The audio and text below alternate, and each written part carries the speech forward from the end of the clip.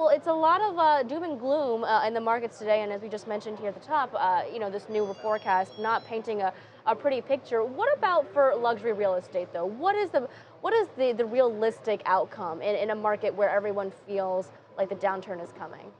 Yeah, that's a great question. For us, my colleagues and I at Berkshire Hathaway Home Services in California, we have a very unique market. Whereas domestically, there is a lot of stormy markets and a lot of doom and gloom. In Los Angeles, let's remember, it's 70 and it's sunny, all right? And we have the 5th largest economy in the world. So the dream is still very much alive, the American dream, that is, in Los Angeles because of these factors like, number one, we have the number 1 entertainment base capital in the world. Number 2, news media.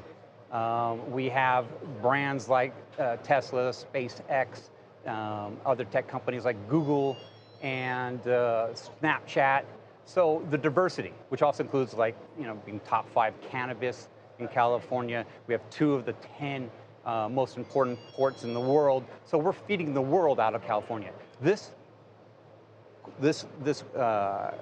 cultural diversity and economic diversity is making what I believe Los Angeles and Greater California more resilient than the rest of the country. So just to be clear, the luxury property market in the Los Angeles area is flat year over year? I mean, what are you seeing? Are you still seeing double-digit increases, which we've seen right over, virtually the past decade? Well, we did have a $110 million recent sale in Malibu. So obviously, billionaires are still buying.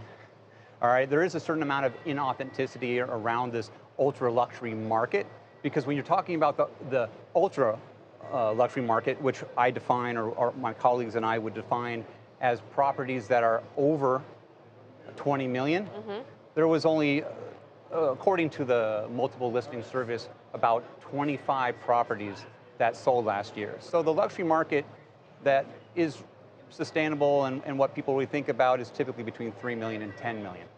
Okay, so I mean, you seem to be pretty insulated from the rest of the world's problems at the moment. I mean, we're seeing, Vail even coming out with their forecast and estimates saying that, a lot of the visitors have not been coming in the same amount as in years previous. What about the new homes division inside of your company, or at least your unit, is trying to also make sure that this is even more insulated going into the next couple of years? Yeah, thank you for asking. My partner, Kristen St. James, and I are the co-founding directors of the new homes division for Berkshire Hathaway California Properties. And what we're looking at is the trend towards sustainable housing as well as multi-million-dollar estates.